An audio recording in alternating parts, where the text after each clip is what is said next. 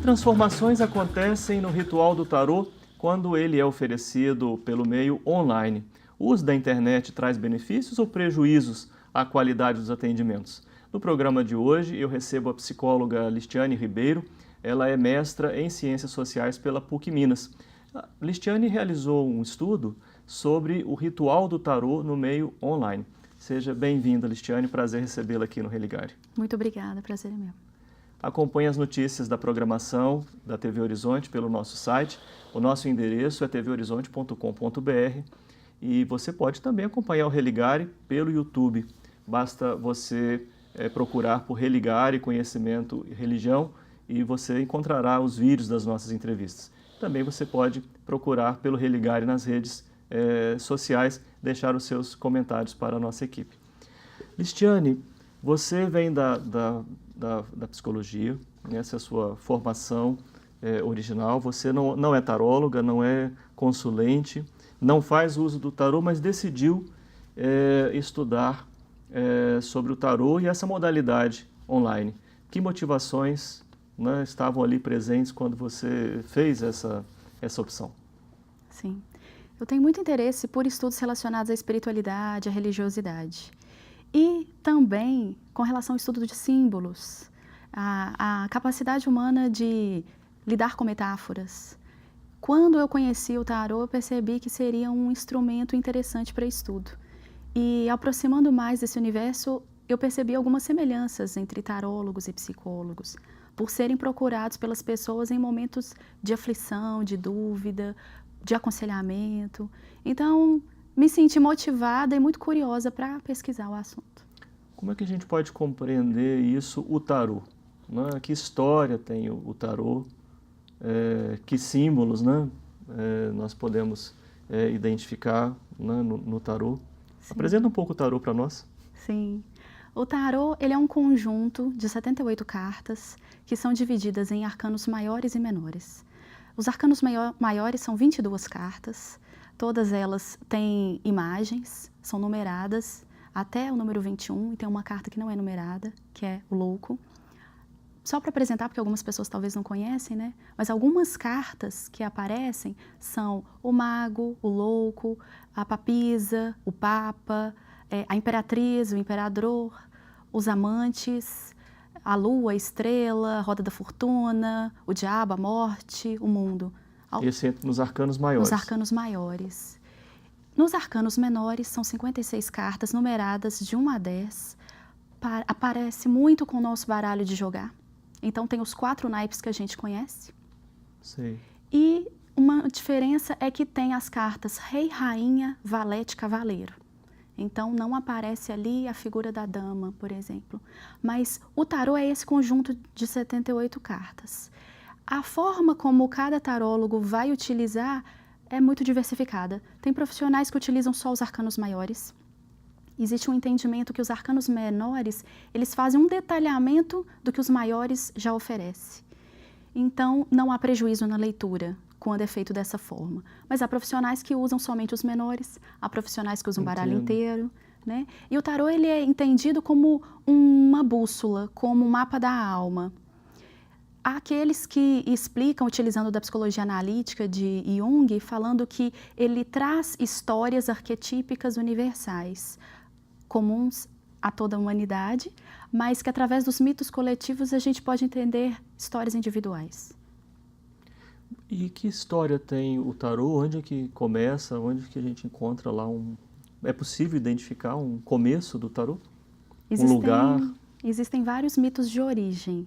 Então, tem aqueles que defendem que surgiu na Atlântida, no Antigo Egito, na Idade Média, que foram os ciganos que trouxeram este conhecimento.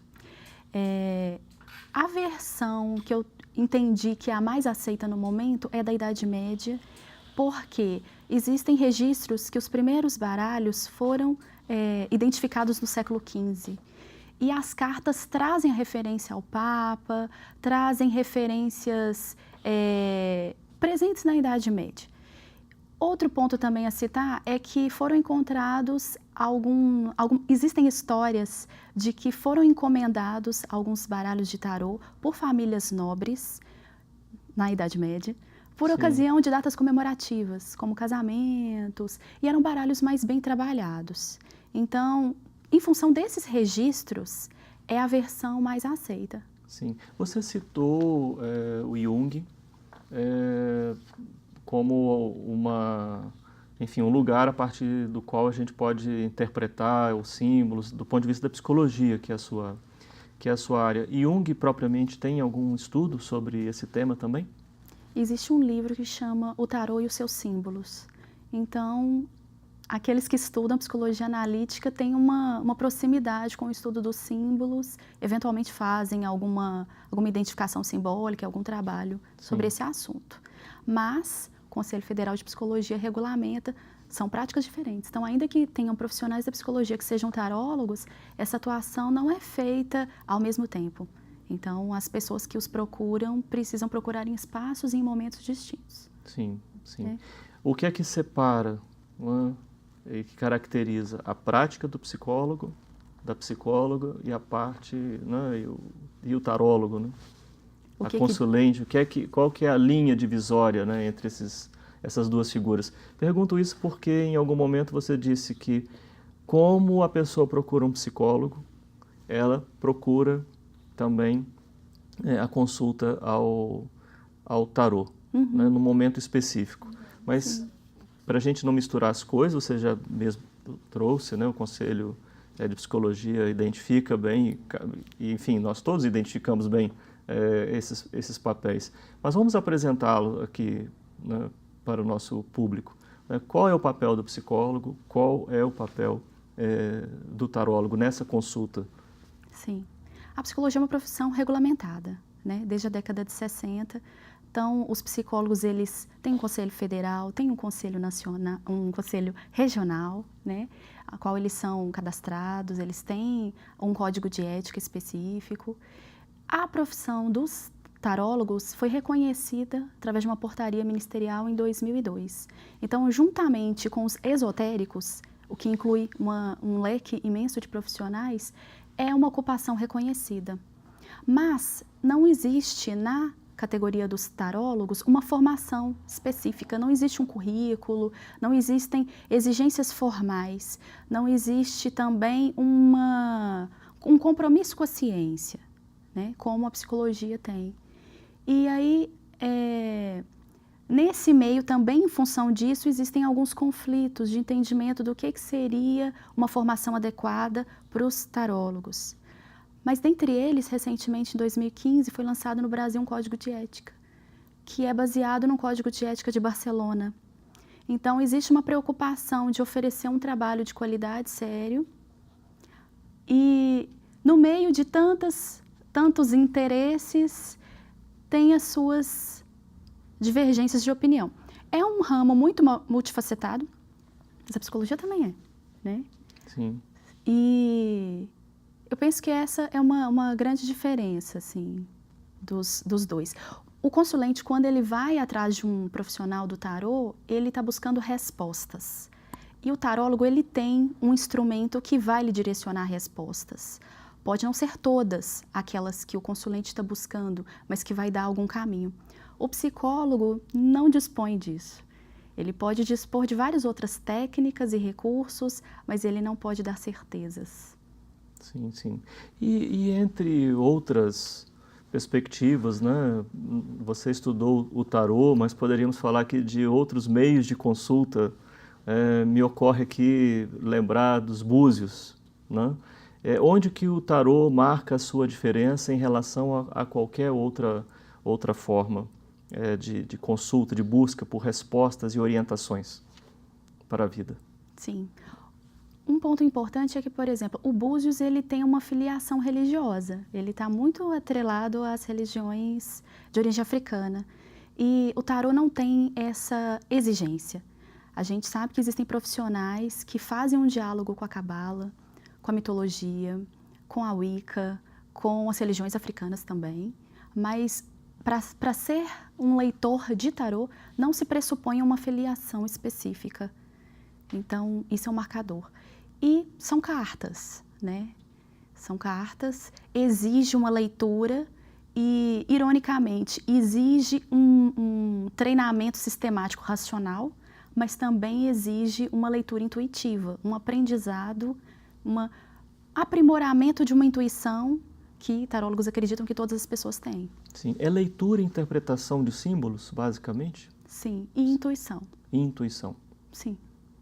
E essa prática, ela é difundida no Brasil? Você, no seu estudo, você chegou a se interessar pelo mapeamento, né? Qual que é a extensão da prática aqui no país? Sim. Temos registros que o primeiro baralho de tarô apareceu no Brasil em 1974, através da revista Planeta, que é uma revista ligada a assuntos esotéricos. Naquela ocasião, ela ofereceu como brinde um baralho, um tarô de Marsella. E dali em diante começaram a surgir vários estudiosos sobre o assunto. Muitos deles têm uma relação também com a astrologia, né? O que a gente observa temos vários tipos de baralho de tarô sendo vendidos no país, mas existem muito mais ainda sendo vendidos lá fora, nos Estados Unidos. Então, tem profissionais que adquirem pela internet, né? Existem várias escolas, então, como eu disse a respeito dos mitos de origem, vão direcionar uma forma de entender esse instrumento de trabalho. Sim, sim. E existem pessoas, hoje um nome de destaque é Ney Naif, ele é astrólogo e tarólogo, atua em São Paulo, tem muitos anos na área, e ele lançou assim, uma trilogia do curso básico de tarô. Então, muitas pessoas fazem formação com ele. Na área, é muito comum as pessoas se reconhecerem pelos seus mestres. Então, elas se identificam e os grupos são posicionados dessa forma, para entender qual que é a linha de pensamento ao usar o baralho. E tem também agora a consulta online, é o que nós vamos falar daqui a pouco no segundo bloco.